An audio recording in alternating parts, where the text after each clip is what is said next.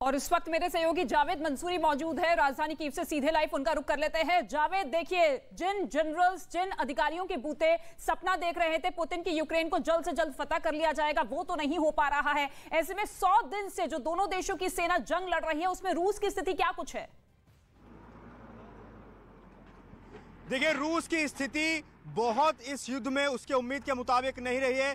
जंग को फतह करने के लिए रूस को लगा था कि बहुत चंद दिनों की बात है, लेकिन ऐसी तस्वीरें अब कीव और अलग अलग जगहों से हैं जहां रूस को धकेला जा चुका है। और अभी मैं कीव के मोजेवा इलाके में हूं, जहां मैं पहले आपको एक तस्वीर दिखा देता हूं और ये बात तस्दीक भी करेगी कि किस तरह से रूस फेल नजर आया है कीव जैसी जगहों पर। देखिए, यहाँ पर रेजिडेंशियल बिल्डिंग पर हमला किया गया था और आप देखिए इसका मलबा अब यहाँ से हटाया जा रहा है। यहाँ अब इसको दोबारा से बनाया जाएगा। खतरा इस बात का था कि ये बिल्डिंग कहीं गिर ना जाए। और ये पूरा इलाका मैं आपको दिखाना चाहूँगा। देखिए किस तरह से ये बाउंड्री वॉल यहाँ पर किया जा रहा है। अगर मैं आपको दिखाऊं, ये देखिए किस तरह से यहाँ पूरे इस इलाके को ढका जा रहा है।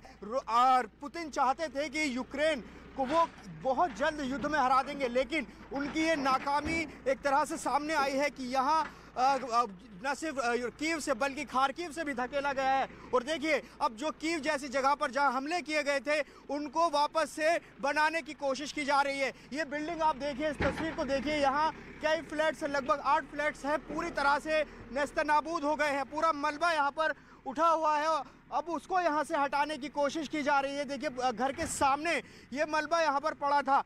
मतलब अब ये कि कीव जैसी जगह पर जहां नुकसान हुआ है उनको दोबारा से बनाने की कोशिश की जाएगी, उसकी तैयारियां चल रही हैं। तो ये यूक्रेन के लिए ये तस्वीरें कम से कम ये कही जा सकती हैं कि यूक्रेन न सिर्फ जंग में आगे लड़ रहा है, जंग में मुकाबला कर रहा है, बल्कि जो उसे नुकसान हुआ है उसको भी दोबारा से इस्टेब्लिश करने की कोशिश कीव की तरफ से, यूक्रेन की तरफ से की जा रही है। और देखिए ये वो पूरा इलाका है, हम वो तस्वीरें ग्राउंड जीरो से लगातार दिखा रहे हैं कि इस तरह से यूक्रेन में जब यहाँ कीव जैसी जगह पर हमले हुए थे यहाँ क्या नुकसान हुआ था। ये ज़रा तस्वीर देख लीजिए किस तरह से ये जो पूरी कारें हैं वो जलकर खाक हो गई हैं। मैं आपको बता दूं रितिका, जब हम कल यहाँ मौजूद थे, हम अलग अलग जगहों से रिपोर्टिंग कर रहे थे, अभी भी कीव जैसी जगहों पर खतरा लगातार बना हुआ है। सायरन लगातार सुनाई दे रहे हैं। जब सायरन की आवाज़ आती है तो यकीन मानिए एक सिहरन उठा आती है, क्योंकि जो भी कोई ऑब्जेक्ट होता है तो वो उसका अलार्म होता है, संदेश दिया जाता है कि हमला हो सकता है। तो ये स्थिति अभी भी बनी हुई है, लेकिन लगातार साथ ये भी कोशिश की जा रही है कि जो यहाँ नुकसान हुआ है, जावेद, बुनियादी तौर पर यूक्रेन को भले ही नुकसान उठाना पड़ रहा है, लेकिन जो जबरदस्त पलटवार यहाँ पर यूक्रेन की सेना करती हुई नजर आ रही है उससे पुतिन का गुस्सा भी 7वें आसमान पर है। ठीक है जावेद, लौटेंगे आपके पास, लेकिन आपको यह भी बता दें कि रूस और यूक्रेन के बीच पिछले करीब 100 दिनों से युद्ध लगातार जारी है और ऐसे में यूक्रेन को बड़ी तादाद में बुनियादी नुकसान उठाना पड़ रहा है। और इस बीच यूक्रेन के राष्ट्रपति वोलोदिमिर ज़ेलेंस्की ने एक बयान जारी कर यह कहा है कि रूस उनके देश के लगभग 5वें हिस्से को नियंत्रित कर रहा है। ज़ेलेंस्की के मुताबिक आपको बता दें यूक्रेन का 20% इलाका रूस के कब्जे में आ चुका है। ज़ेलेंस्की ने यह कहा है कि यह इलाका बेल्जियम और दी नीदरलैंड से बड़ा क्षेत्र है।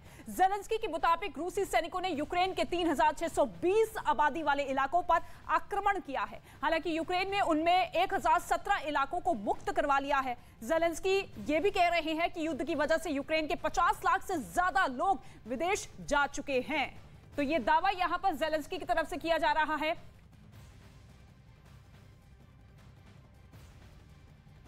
На різних рівнях, що нашій державі направляються сучасні ракетні системи залпового вогню.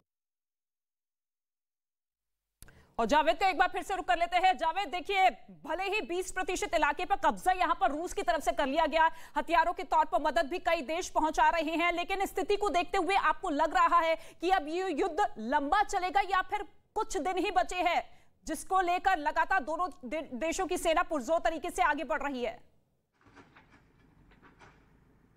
देखिए 100 दिन इस युद्ध को हो चुके हैं और ये कहा नहीं जा सकता कि ये युद्ध कब रुकेगा, क्योंकि अभी ये कहा गया कि 20% हिस्से पर रूस का कब्जा हो गया, लेकिन बावजूद इसके यूक्रेन कड़ी टक्कर दे रहा है। न सिर्फ ज़मीन पर टक्कर चली है बल्कि प्रोपेगेंडा वॉरफेयर के जरिए भी एक दूसरे को पछाड़ने की कोशिश की जा रही है। तो ऐसे में नुकसान दोनों तरफ का हो रहा है, जबकि जो रूस है, क्योंकि रूस बड़ा देश है, बड़ी ताकत है, इसलिए निगाहें रूस पर है दुनिया भर की, क्योंकि ये कहा जा रहा था कि रूस इस युद्ध को चुटकी में जीत लेगा, लेकिन ऐसा हुआ नहीं रितिका।